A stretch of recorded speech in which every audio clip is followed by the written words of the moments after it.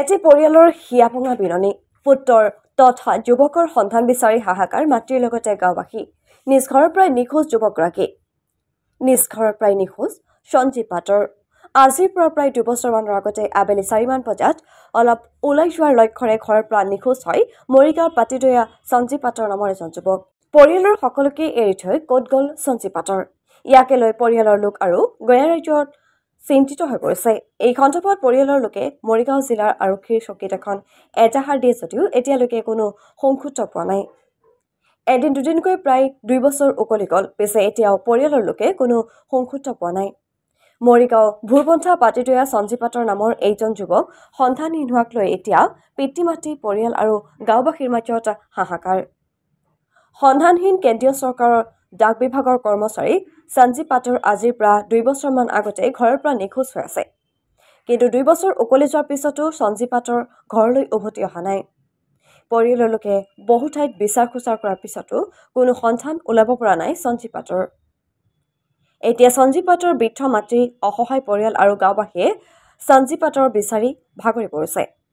ইতিমধ্যে ঘটনা সন্দৰ্ভত পৰিয়ালৰ লোকে মৰিগাঁও আৰক্ষীক এখন এজাহাৰ দাখিল কৰিছে আৰক্ষীয়েও সঞ্জীৱ পাটৰ সন্ধানত অভিযান অব্যাহত ৰাখিছে যদিও কোনো সংসূত্ৰ উলিয়াব পৰা নাই যদি কোনো লোকে এই যুৱকজনৰ কিবা সম্ভেদ পায় তেন্তে এই নম্বৰত যোগাযোগ কৰিবলৈ কাটৰ অনুৰোধ জনাইছে পৰিয়ালৰ লোক আৰু গাঁওবাসীয়ে নম্বৰটো হৈছে 8899525534 নিউজ ডেস্ক ৰিপৰ্ট মৰিগাঁও বাতৰি পাটৰ কেতিয়াবা নিৰ্দেশ হৈছে হাই জেঠৰ মাহৰ পৰা মেচিনৰ খেতি কৰোঁগৈ তেতিয়া 3টা বজাৰ পৰা নহা হ'লা ক'ত গৈছে কিবা কৈ গৈছে নে কৈ যোৱা নাই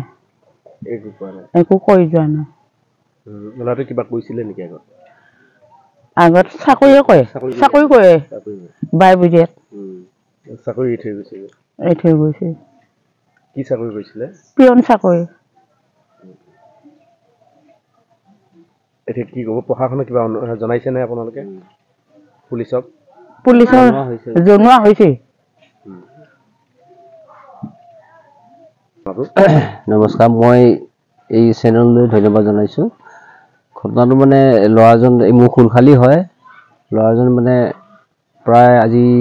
2টামান বছৰ হ'ল এই 2টামান বছৰ মানে সি ঘৰৰ পৰা ওলাই গুচি গ'ল কিবা মনৰ দুখতে নে কিহে তাৰ পৰা এতিয়া নিৰুদ্দেশ হৈ আছে বৰ্তমান এতিয়ালৈকে ঘৰ পোৱা নাই আৰু সি বাৰ পূজাত পিয়ন চাকৰি কৰিছিল চাকৰিটোৰ সন্দৰ্ভতো কেইবাটা জাননী আহি আছে এইবাৰ কিন্তু লাষ্ট জাননী আহিছে সেয়েহে মানে মই চেনেলৰ জৰিয়তে অনুৰোধ জনাওঁ যে তেখেতে য'তেই নাথাকক তেওঁ য'তেই নাথাকক অতি সোনকালে আমাৰ এই চেনেলৰ খবৰ পোৱাৰ লগে লগে যাতে ঘৰলৈ উভতি আহি চাকৰিটো পুনৰ মানে কৰিব বুলি আশা কৰিছোঁ গতিকে আৰু প্ৰশাসনিকো এই চেনেলৰ যোগেদি মই প্ৰশাসনিকো আশা কৰোঁ যে তেওঁ য'তেই নাথাকক প্ৰশাসনীয়ে যাতে ল'ৰাজনক ঘূৰাই ধৰি